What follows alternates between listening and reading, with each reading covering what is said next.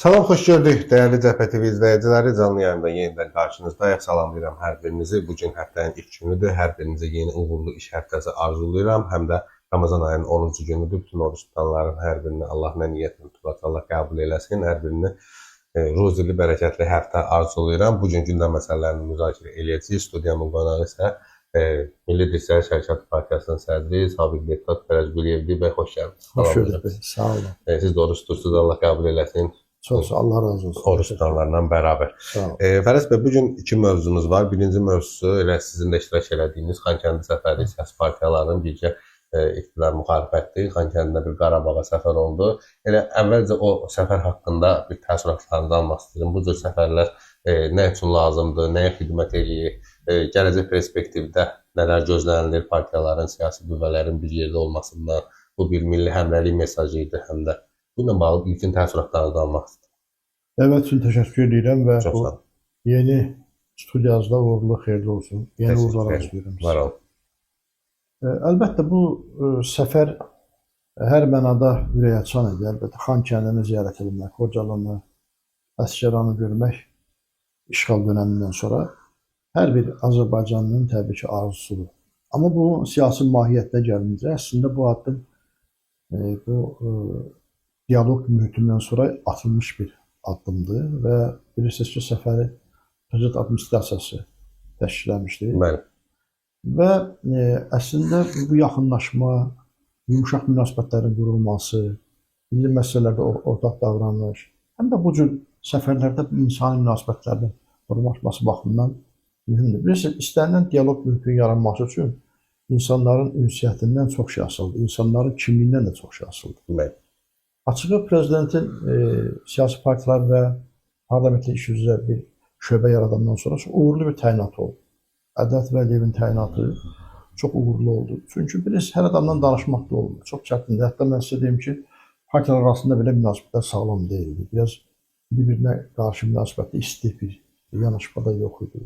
Amma bu diyaloq mühitindən sonra o münasibətlər də sağlanmışdı. Göründüyü qədər bu kimin kadrın, hansı kadrın təyin olunması mühümdür.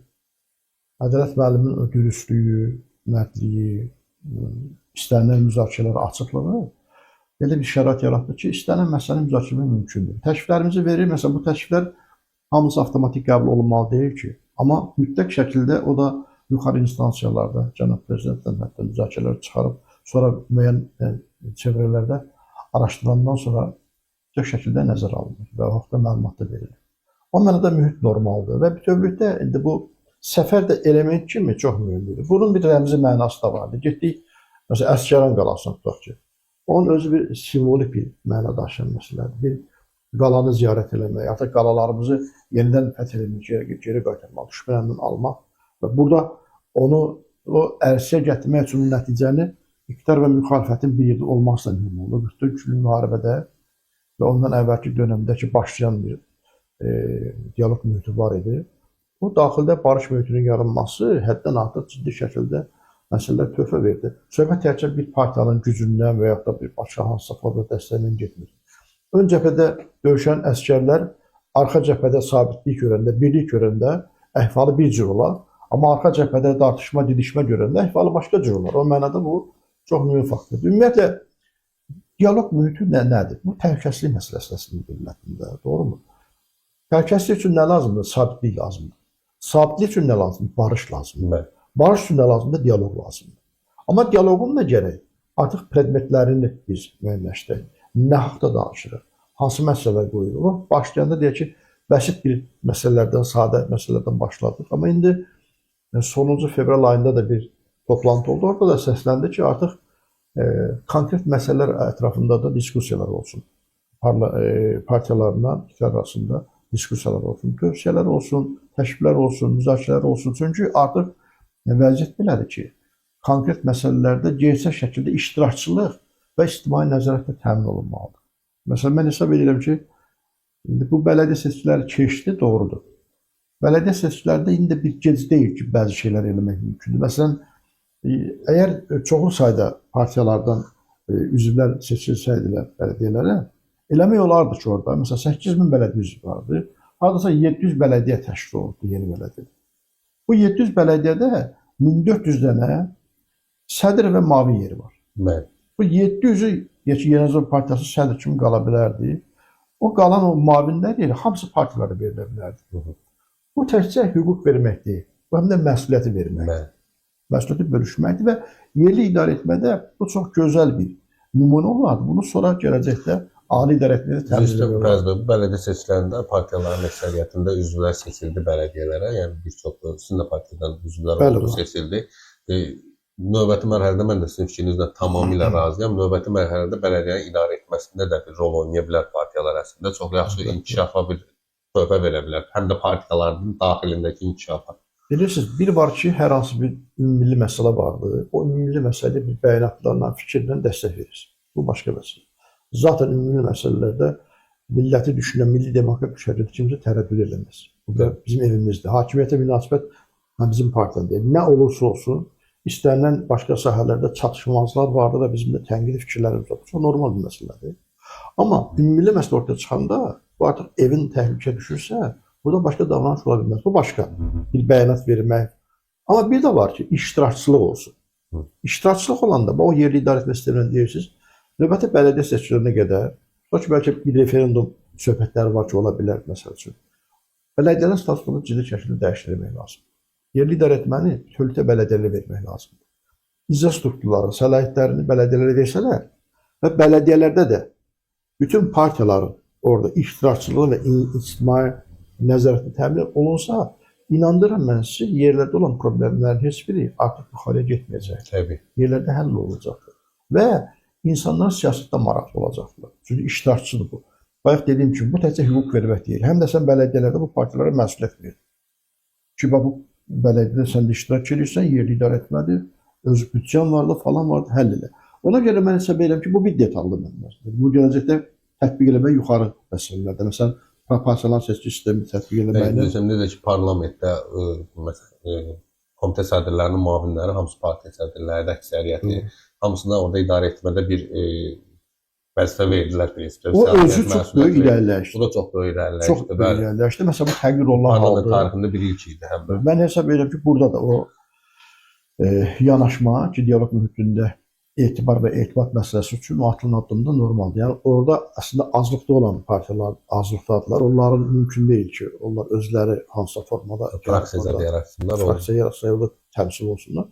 O mühitin yaranması və o sədr müavinləri, hələ sədr və yaxud da spikerin müavinləri səviyyəsində müxalifətdən təmsilçilik çox deməli ürəkaçan bir məsələdir. Ona görə mən deyirəm, yəni bu bələdiyyələrə yanaşmalarda, idarə etmələrdə meydan verəndə bu hakimiyyətin özünün də işlərini xeyli dərəcədə asanlaşdıracaq. İnsanlar etibar edəcəkdir, mühitdəki danışmaq olar, siyasət etmək olar, əlimi daşın altına qoya bilərəm. Bunlar olmadıqca çətinliklər yarar. Fəriz bəy, mən sizdən uzun müddətdən müsahibələr edirdim, danışırdım. Bir fikriniz həmişə mənim arasında bir söz var, qulağımda sırrı olmaq məsələsi ki, əsas hakimiyyətə fərdin gəlməyi yox, düşüncəsinin gəlməyidir. Bu çox gözəl bir sözdür. Yəni, mən onu sizdən eşitmişəm, siz demişsiniz. Siz necə düşünürsünüz? Bu dialoq, yeni davam edən proses, müxalifətdə olan düşüncənin də yavaş-yavaş hakimiyyətə gəlməsində bir töhfə verə biləcəkmi?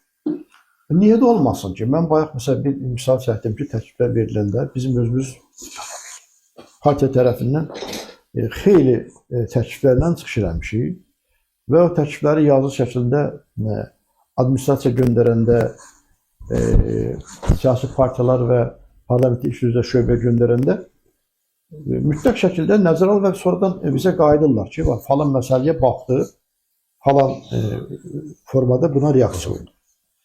İndi o düşüncənin hakimiyyətə gəlməyindən söhbət gedir. Məsələn, başqa bir örnək verir. Biz ideoloji bir təşkilatıq demək olar ki, və bizim partiya başqa partiyalardan nə ilə fərqli? Bizdə departamenti institutu var. Qərbi Azərbaycan departamenti, Güney Azərbaycan departamenti, Dərbənd, Borçalı departamenti. Deyəcəm ki, təhsil sizdə var idi. Ancaq bizdə var və biz 2005-ci ildə Qərbi Azərbaycan departamentinin fəaliyyətinə nəzər salsaq, İrəvanın işğalının il dönümü, oradakı müəyyən adamların ad günlərini keçirmək, müxtəlif tədbirlər keçirdik və biz çalışırdıq ki, bu fikir ictimaiyyətdə prioritet olsun, qayıdışla bağlı olaraq. O 2005-ci ildə hələ Qarabağ məsələsi belə bəziləri ala bilərik, ala bilmək deyəndə biz İrəvana Azərbaycanlılar qayıtmalıyıq. Bu gün artıq Qərbi Azərbaycan icması rəsmi şəkildə fəaliyyət göstərib, bu dövlət siyasətinə çevrilib. Və yaxud da mən həmişə bunu sevirəm deyim və uğurlarımdan biri kimi təşkilən bir həyata keçibdir. Borçalı departamentdən bağlı mən o cəmaatdan görüşəndən sonra parlamentdə təşkil edim ki, biz oradakı baxdıq ki, müəllimlərin sayı getdikcə azalır Borçalıda. Demək olar ki, 84% o dönəmdə pensiya yaşına çatmışdılar. Məktəblilərin sayı azalırdı, məktəblər azalırdı, kadr lazımdır. Mən parlamentdə məsələ qaldırdım ki, hər il 100 nəfərə Borçalıdan gələn adama burada tələbiyə dövlət hesabına oxusun, özləri seçin adamlar. Bir şərtdən dövlət hesabına oxusun. Tutandan sonra qayıtsınlar. Artıq 2 ildir məzunlar ora qayıdırlar. Mən bu təşkil reallaşdı və mən hakimiyyətdə müvafiq strukturlara da cənab prezidentə təşəkkür edirəm ki, bu məsələyə ciddi baxıldı. Yəni, düşüncənin hakimiyyətə gəlməsi çox mühümdür. İstənilən məsələdə insanlar fizikal mənada mövcud ola bilərlər də. Deyək ki, bir dönəm bitdi, bu adamla o düşüncə də getməyəcək ki. Mustafa Kemal Atatürk bir cümhuriyyət qurubdur. Bu gün onun düşüncələri hakimiyyətdə.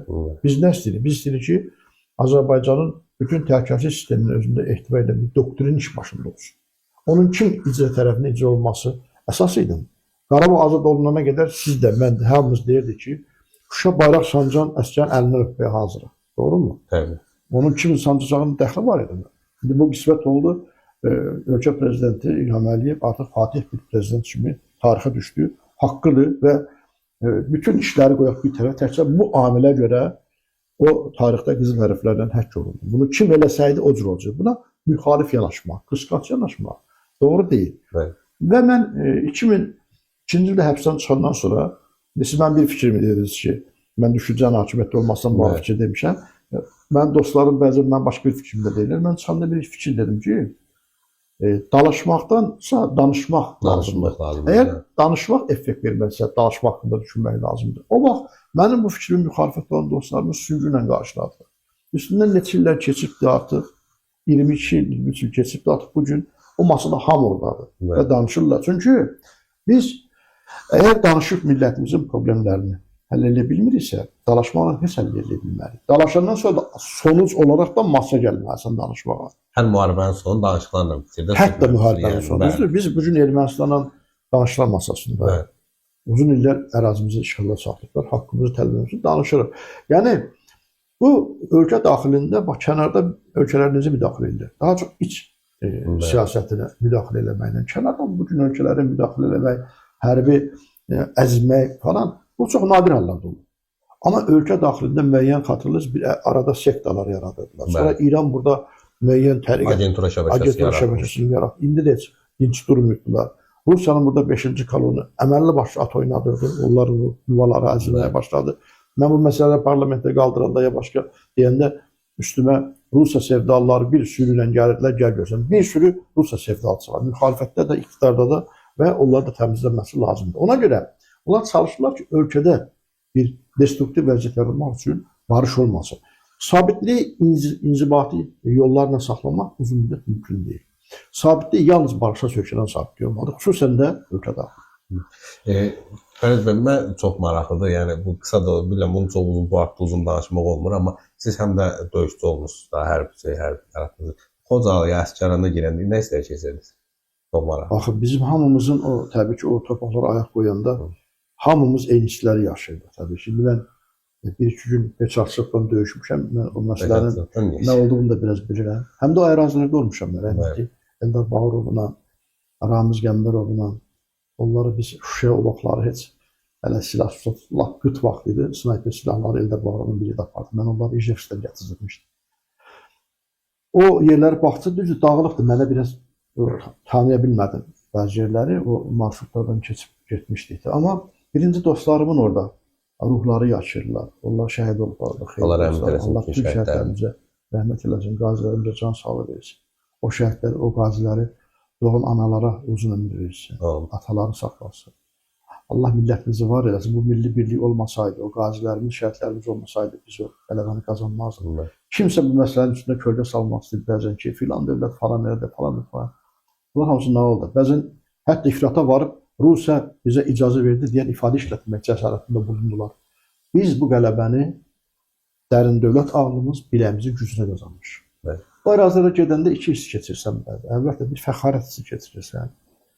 Bir də hər addım atanda ehtiyatla atırsan, bir şəhid qanı düşüb orada. Burada bir nəfər şəhid oldu. Yəni ora elə-belə alınmıydı. İndi belə baxırsan boz bir yerlərdilər. Amma sən səhnələkdirsən, gözünü qabağa getsən ki, hər təpə üçün, hər yüksəlik üçün, bəlkə hər daşın arxasına keçmək üçün orada neçə igid canını veribdir. Amma hər halda görünür, o deyir, torpaq əgər sulanmırsa qanun vətən sayılmaz. Görünür, bu belədir, bunun başqa bir yolu da yoxdur. Əslində, bəzən bunu deyəndə deyirlər ki, şəhidlər gedibdir, siz də belə deyirsiniz. Əslində, yaşayan şəhidlərdirlər. Fani fillah deyilən bir şey var, ölümündən sonra yaşamaq. Əslində, insan əməlləri ilə gələcəkdə ölümündən sonra yaşayır. Şəhidlər əbədidirlər, ölmürlər onlar. Onlar əbədidə qovuşdular. Mən xatırlayıram, yanvar hadisələrində tankların altına pəncərəni yırğalı-yırğalı gedib girtlər var idilər. Və bəziləri ağlayırdılar ki, mən niyə şəhid olmamışım? Ağlayırdılar ki, mən niyə şəhid olmamışım? Mən o döyüşləri görmüşüm. Dostlarımızın, özdə o vaxtda ordumuz var idi bir şey, 1-ci Qarabağ Savaşında. Hər kəs öz varın dövlətini satıb gedib, silah tutub döyüşürdülər. Bu veteranları da sektorlara bölmək olmaz. Təbəqələrə bölmək olmaz. Mən deyirəm, hərbi forma geyinən hər birinin o torpaqlarda haqqı var. Mən döyüşçülərim üçün deyirdim ki, o vaxtları müəyyən ərazilərdə biz ordumaqda xüsusən Naxçıvan arasında döyüşürdük. Deyirdim ki, bir çağırış edirsən adamlar döyüşə getməyə.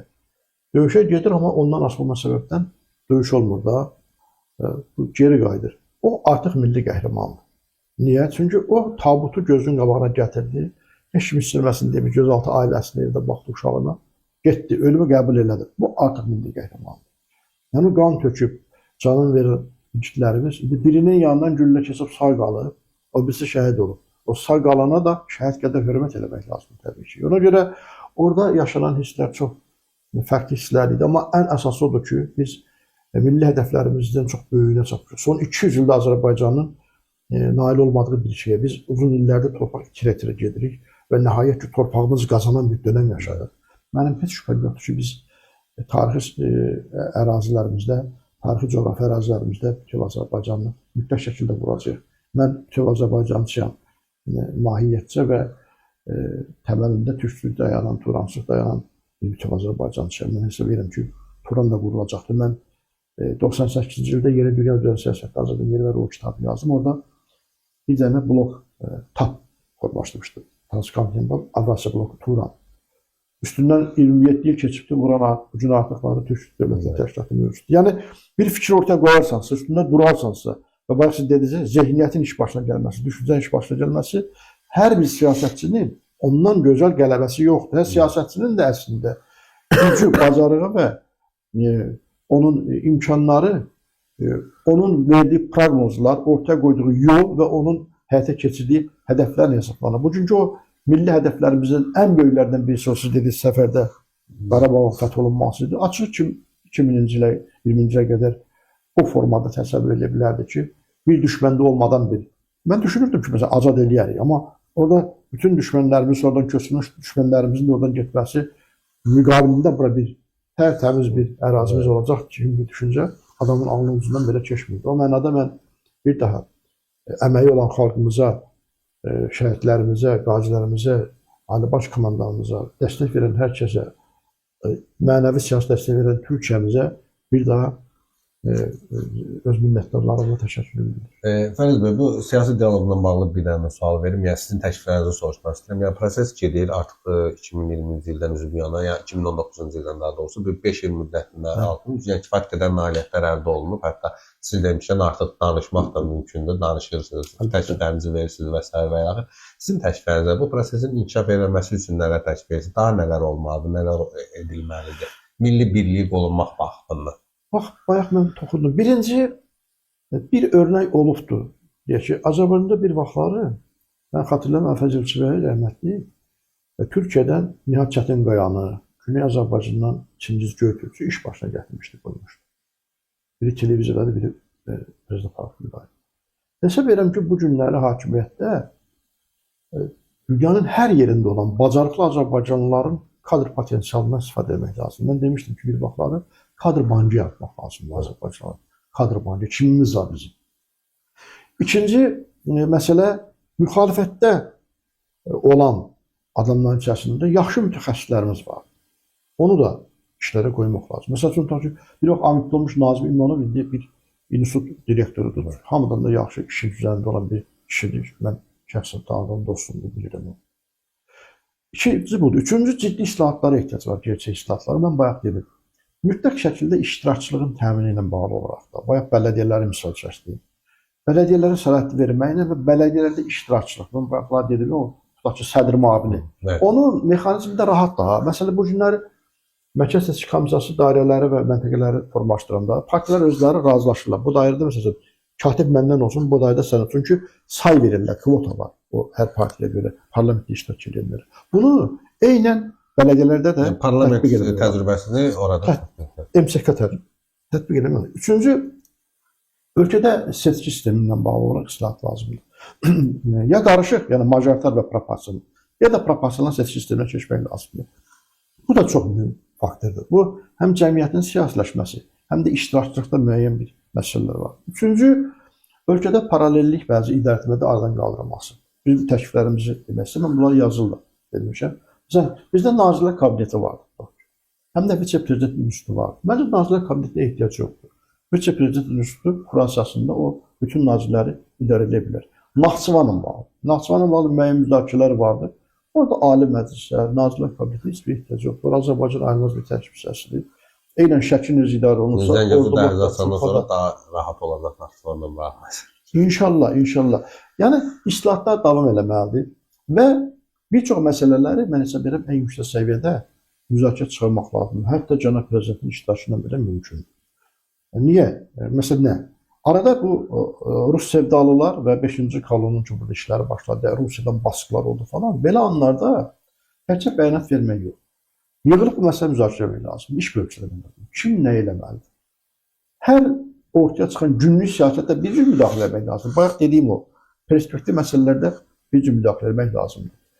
Güney Azərbaycanla bağlı məsələlər. İndi biz bəzi bir vaxtlar bir şey deyirik. Mən məsələn bayaq dedim, 2005-ci ildə mən Qərbi Azərbaycan departamenti yaradında mənə biraz belə baxırlar ki, nə danışır? Ya 98-ci ildə Turan haqqında bir kitab yazmışam. Bu Azərbaycanın ilk böyük geopolitik konseptual kitablarına qədər olmuyor. Deyirdilər ki, bu nə danışır? O fikir olub var, təbii. Amma bugün bunlar gerçəkləşdilər artıq. Güney Azərbaycanla bağlı göz sərhədlərimizdə nələr baş verir qonşu dövlətlərdə. Biz hazır olmalıyıq. Bunu dövlət, hakimiyyət və müxalifət müzakirə etməlidir. Belə şeylər var ki, protokol qaydasında hakimiyyət onun altına girə bilməz, müxalifət məsələləri bəzi əl qoymalıdır. Ən azından qonşu dövlətdir, 40 milyon Azərbaycanlı var. Humanitar fəlakət olarsa ölkəmizdə nələr baş verə bilər? Biz orada nələr eləməliyik? Bəlkə bu deyəcəyim fikirdə bəlkə utopik səslənəcəkdir. Məncə başqa bir proqram da ortaya qoymağın çoxdan zamanı yetdi. Azərbaycanda bir bütöv Azərbaycan Universitetini nəsə yaratmaq lazımdır.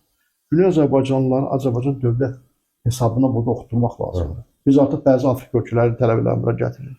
Onları hazırlayıb Güney Azərbaycanın xeyli mütəxəssislərimiz göndərmək lazımdır. Orada kəsatlıq vardır. Məktəblərdə, səhiyyə sistemində və s. və ilə. Yəni biz ora kənar bir ögey bir yer kimi baxmalı deyilik. Orada nə baş verirsə biz ona hazır olmalıyıq. İqtidar müxalifət münasibətlərində diyalog deyəndə bəzən cəmaət belə başa düşür ki, bunlar danışırlarsa, da tənqid olmayacaqdır. Heç bir sayıya baxılmayacaqdır. İki şeyə mən xüsusi olaraq toxunum. Bir, bəzi nazirlər, komitə sədrləri heç onların aidiyyəti olmadan 44 günlük müharibənin arxasında gizlənlər və onu istismar edirlər. Onlara bunun heç bir aidiyyəti yoxdur. İşlərini görməlidirlər. Bunu əsas götürür, bu olubdur, mən də korrupsiyadan məşğul olacaq. Oğlunun üstündə dediğim şey yox. İkinci, diyalog mühiti var deyə danışırlar iqtidar müxalifət. Bu demək deyil ki, müxalifətdə bizlər susarıq bütün məsələləri. Sosial məsələlər, iqtisadi məsələlər, başqa tənqid olunması ciddi yerlər var ki, bu bilirsiniz nədir? Bu hakimiyyətin özünə lazımdır. Əslində müxalifətin tənqidi hakimiyyətin çiynində demokrat qılıncıdır. Yəni hər dəfə səhv edəndə o qılınca toxunmalıdır və özünə gəlməlidir. Yox, bu olmaz. Bunu cənab prezident də dəfələrlə məsləhət olunubdur ki, bu ictimai məsələlər nəzarət artırmaq lazımdır. Bir adam hər şeyə baxa bilməz ki və hər kəs üstündə də bir də polis qoyulmasa, müxalifət buna görədir də. Və təbii ki, mən həmişə düşüncələrimizin sandıq ədəbiyyat halında saxlamasının tərəfdarı olmamışam. Bayaq bir neçə örnək verdim. Biz onları ortaya çıxarırıq, bizim konseptual fikirlərimiz vardır, müəyyən istiqamətlərimiz vardır. hakimiyyəti vermək lazımdır ki, bunları həyata keçirməyinə biz də dəstək verə bilərik. Və təxminən bu çərçivədə təbii ki, münasibətlər sistemi davam edir. Ümid ki, daha belə uğurlu olacaqdır yekun nəticələrdə. Biz ikinci hissəyə keçmək istəyirəm. Yəni mövzunun ikinci hissəsinə. Bu gün əsas gündəm mövzularından biri də Rusiya-Ukrayna münaqişəsidir. Sabah bir görüş olacaq Ukrayna ilə Amerika arasında. Səudiyyə Ərəbistanında bir görüş başlayacaq. Ümumiyyətlə nə gözləyirsiniz? Nə baş verəcək? Barışacaqlarmı? Müharibə mi olacaq, yoxsa sülh mü olacaq? Baxın, biz bəzən mən sizi də dövlət milliyyətçisi kimi tanıyıram və bilirəm ki, Azərbaycan taleyi sizin üçün prioritetdir. Elə bu caminin buradakı mən olduğum yerin cümhuriyyətçilərin də düşüncəsi budur. Bəzən bizə belə baxırlar ki, bu azarkeşlik kimi baxırlar ki, Ukrayna azarkeşlik edir falan. Söhbət nədən gedir? İki dənə burada savaşan var. Biri Rusiyadır, biri Ukraynadır. Ukrayna qalib gələrsə, güclü Ukrayna dövlətinə Azərbaycan nə zərər dəyə bilər? Əksinə xeyir deyəcək. Sonra humanitər yardımlar eləmişik, yanımızda olan dövlətdir, bizə bir xüsusi sevgisi var və s. Rusiya qalib gələcəksə nə olacaq? Rusiyanın avantürü siyasətini görürük. Biz 200 ildir başımıza atsa, bütün fəlakətlərin başında bu durur. Güclü bir şeytan yenidən Qafqazlarda, orada, burada başlayacaqdır, çoxdan basıdır, minalar patlatmağa. Bu məsələnin bir tərəf. Yəni, bəşəri təhlükəsizlik elementi olaraq budur. İkinci, beynəlxalq hüquqdur. Məsələn, Azərbaycan və Türkiyə Rusiyanın münasibətləri pozmadan həm də Ukraynanın ərazi bütövlüyünü mütəmadi tanıdığını bildirir. Deyir, Krım Ukrayna ərazisidir, işğal etdiyin ərazilər Ukrayna ərazisidir. Rusiyanın da münasibəti pozmur, amma cəbhələşmirlər, doğru deyirlər. Mən əslində bu təhlükəsizlik arxitekturasında Azərbaycanın və Türkiyənin doğru edib KTMT və NATO-da daha çox ağırlıq verməməkdən Türk Dövlətlər Təşkilatında təhlükəsizliyi müdafiə eləməyin tərəfdarıyam. Mənim fikrim var dedim o. Hələ 98 ildə ortaya qoyduğum bir ideyanın bazasıdır. Amma Rusiya və Ukraynanın indi deyirlər bəzən ki, belə. Biz niyə Ukraynanın tərəfini saxlayırıq? Ukrayna hücum ediblər. Bunlar nə etməlidirlər yaxşı?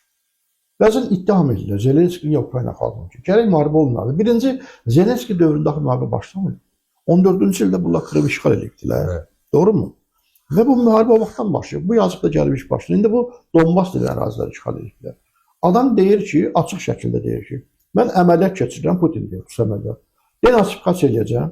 Demilitarizasiya edəcəm. Yəni, bu dövləti gedirəm, təksirə eləyim, silahlarını alım. Hakimiyyətində dəyişir. Sənə nə aidiyyət var? Başqa dövlətin tərkibində bir dövlət gedib. Bunu elə bilərmi? İndi bir başqa bir dövlət keçib, mən gedirəm Rusiyada xüsusi əməliyyat keçirim. Denasifikasiya, demilitarizasiya icazə verərsən bunu? Xeyr, icazə verməzsən.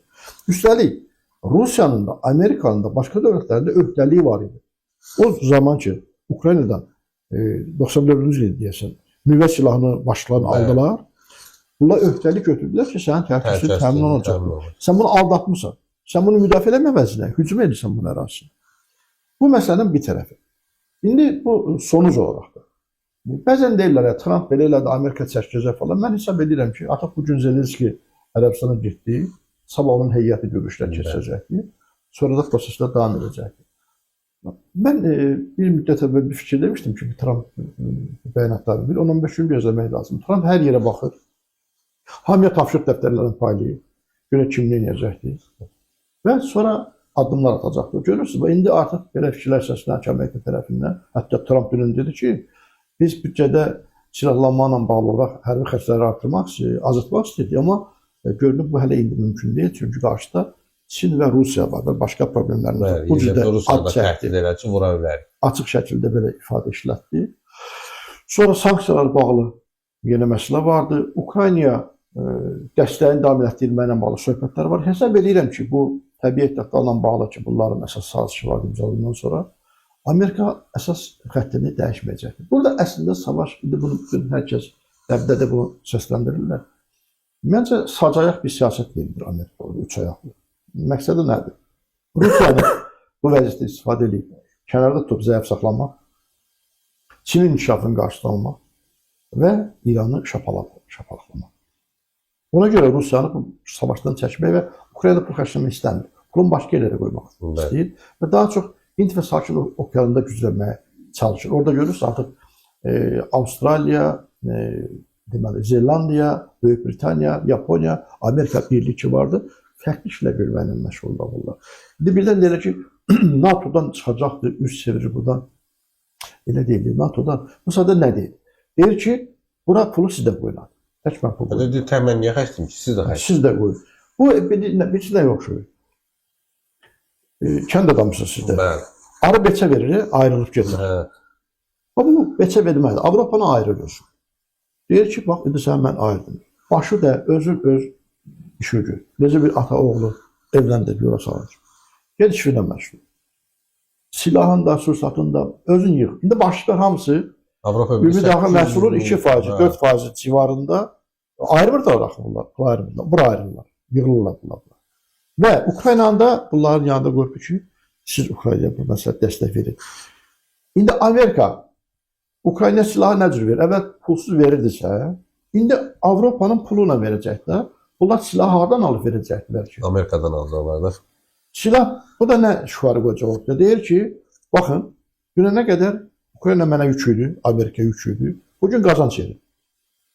Həm yeraltı sərvətlərini alıram pulla, indi buna toxunarım. Həm ora silah bazarım, görürsünüz, gücləndirəm. Ora Silah satırıq, pulsuz bir şey verirlər. Bu yeraltı sərvətlərlə bağlı Zelenskiyə sıxışdırırlar ki, bəzən ki, məhsulun verir, falan verir. Oranı zaten Ruslar tutubdular. Qiymətli elementlər olan hissənin əksəriyyəti, ərazisi Rusiyanın nəzarətindədir. Buranın müqaviləsini bağlayandan sonra Amerikanlar bura investisiya qoyacaqlar. İnvestisiya qoyandan sonra Ruslar bura deyəcək ki, mən bura qalıram mədənimlə, çəkin kənara. Rusun nə ağzı var çəkilməsin kənara. Yəni, zaten bunun əlində. Təbii, həm də o sonra gələn gəlirlərlə də bağlı, gəlin 50% Ukraynaya çatır, fond yaradırlar. Fond da Ukraynanın gələcəkdə qurulmasına sərf olacaqdır. Yəni, bu müqavilə əslində təhlükəsiz təminat olan bir müqavilədir. Doğru mu? Və düşmənə verməmək üçün bir cəhdir. İkinci Dünya Savaşını yadınıza salın. Ordular öz arasında geri çəkiləndə körpüləri patladırdılar, zavodları patladırdılar, mədən düşmən əlinə keçməz. Bu da həm də bu yanaşmadır. Ona görə indi bir Washingtondakı bir gərginlik yarandı. Mən onu dövlət baxımından bu məsələni mühüm sayıram. Bu aradan qalxacaqdır. Sabah çox normal bir mühit yaranacaqdır və Amerikada Zelenski ilə yəqin ki, görüşəcəklər. Trump yaxud Dində Ərəbistanda bunun hələlik qeyri-müəyyəndir. Bu görüşdən sonra da hər şey samana düşəcəkdir. Və sadəcə olaraq Trump haqqında müxtəlif işlər deyilir. Trump elə məqamları var ki, bu gün deyir, sabah geri çəkilir. Trump yer kürəsini beşik kimi yelləyir, sallandırır. Sallandırır. Sabit bir şey yoxdur. Amma nə edin burada? Həm öz mənfəətlərini samana salmaq istəyir, həm də düşmən tərəfi, qarşı tərəfləri bir yoxluyur ki, vəziyyət nə yerdədir. Avropa hansı vəziyyətə gəldi, özünə gəldi. Artıq sərhədlərin, məsələn, Polşa sərhədlərini bağlamaq üçün neçə millət vəsait ayırdı. Doğru mu? Bütün hamısı silahlandılar. Ukraynaya xeyli vəsait ayırdılar. Ukrayna özünün ordusunu samana salır və Trump deyir ki, bunu pulu uşaq konfet verən kimi verildik. Öyle də pul verilməyəcək falanca. Məsuliyyətəcə çağırır. Trump həm də tək başına qərar verilməz. Bunun senatı vardı, kongresi vardı. Orada müəyyən icmalar vardı. Dərin dövlət anlamında keçmiş o dövlət adamları ki, var ki, buna məsləhətlər verirlər. Mahiyyətcə baxanda Amerika gör nəyi dəyişib ki, indi hələlik? Hələ ki, heç nə dəyişməyim yəni. Heç nə dəyişməyim. Sadəcə bəyanatlar biraz... Və qısa zaman ərzində ki, Ukrayna ilə anlaşma olacaqdır ki, artıq Rusiyadan istəyəcəkdir ki, başla, sən də bunları eləməyə, onda vaveylə düşəcəkdir. Rusiya artıq yox deyəndə yeni sanksiyalar, Ukraynaya yeni silahların verilməsi, dəstək verilməsi. Mən hesab edirəm ki, 5-10 günə, təxminən bir həftə 10 günə durulacaqdır mühit. 1-2 ay isə cəbhədə vəziyyət kəsin şəkildə Ukrayna xeyli dəyişəcək. Mən belə söyləyim. Əziz bəy, çox təşəkkür edirəm dəvətimi qəbul elədiniz, gəldiniz, çox maraqlı fikirləriniz var sizin. Hər zaman fikirləriniz müsahibələrdə mən sizdən nələrsə götürürəm. Daim də yadında saxlayıram, yəni bayaq dediyim kimi. Çox təşəkkür edirəm bir daha. Dəyərli Cəbhə TV izləyiciləri, hər birinizə dərin təşəkkürümü bildirirəm. Bizi izləyirsiniz, baxırsınız. Yayımdan sonra da verilişi bəyənib paylaşaq ki, daha çox insan yayımdan məlumatlı ola bilsinlər. Sağ olun, növbəti görüşlərə dək.